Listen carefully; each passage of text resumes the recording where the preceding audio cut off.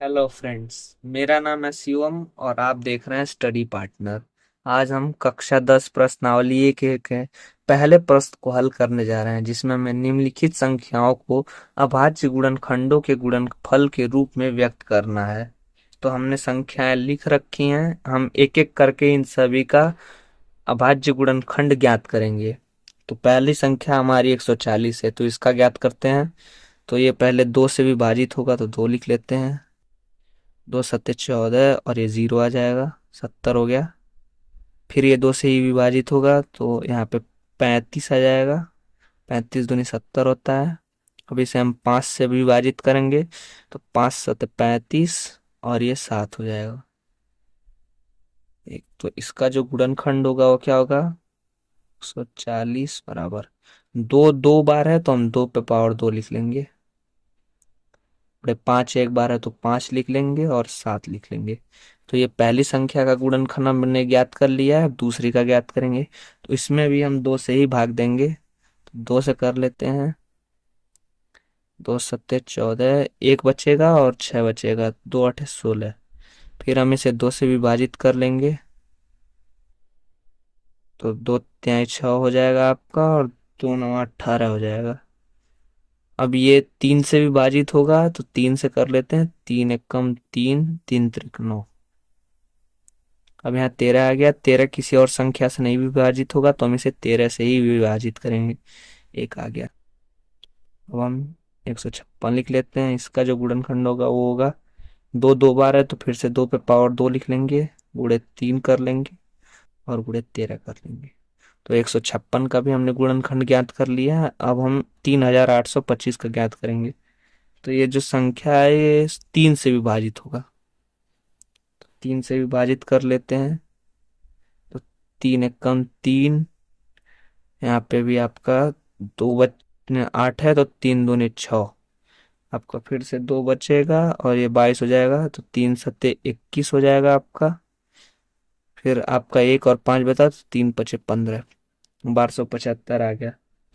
अब ये 3 से नहीं विभाजित हो सकता है, तो हम इसे 5 से करेंगे। तो 5 दूनी 10 हो जाएगा आपका, 2 बचा 27 हो जाएगा, 7 रहेगा तो 5 हम 25। फिर आपका 2 बच जाएगा, फिर 5 हो जाएगा, तो फिर 5 से करेंगे तो 5 हम 25। फिर इसको हम 5 से ही विभाजित करेंगे, तो 5 हम 25 हो जाएगा आपका, और 5 एकम 5 हो जाएगा।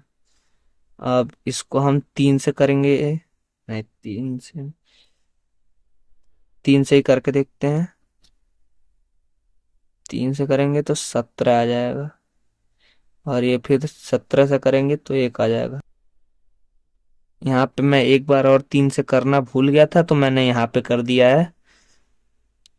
अब हम इसको लिख लेंगे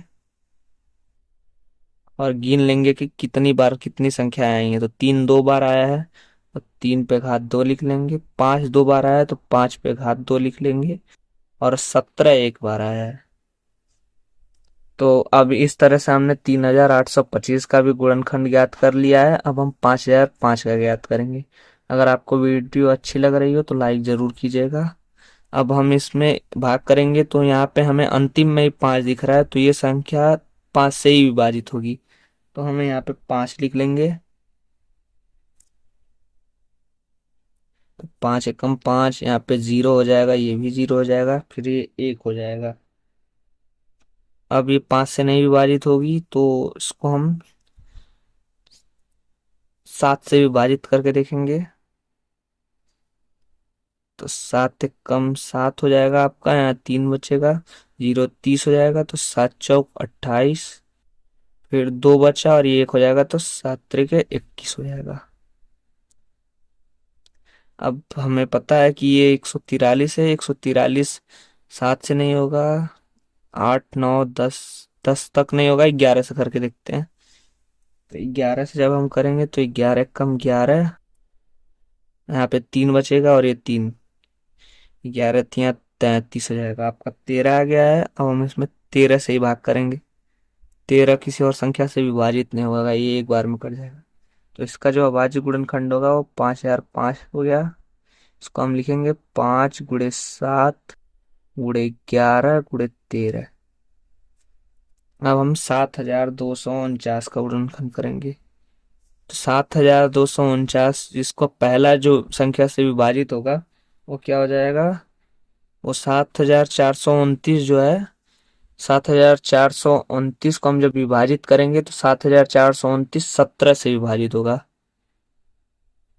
अब हम 7429 को विभाजित करेंगे तो 7429 को हम जब विभाजित करेंगे तो पहली संख्या जो होगी वो 17 से विभाजित होगा। जब 17 से इसको करेंगे तो 17 चौक 68 हो जाएगा आपका।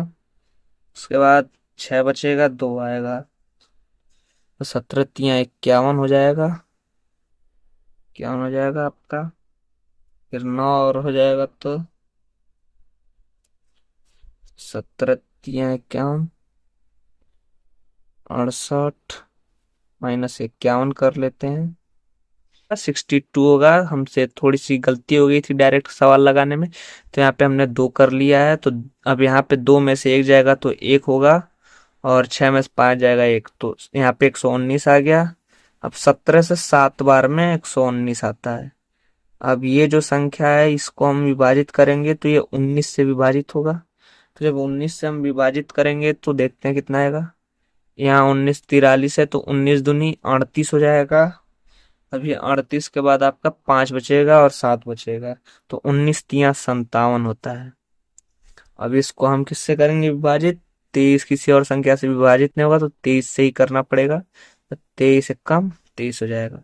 7429 का जो गुणनखंड होगा वो क्या होगा, 17 गुणे 19 गुणे 23 हो जाएगा। तो अगर आपको वीडियो अच्छी लगी हो या थोड़ी सी भी इंफॉर्मेटिव लगी हो तो वीडियो को लाइक शेयर करें। और अगर आपको हमारा चैनल अच्छा लग रहा हो तो आप चैनल को सब्सक्राइब भी कर सकते हैं। आप लोग का बहुत बहुत धन्यवाद।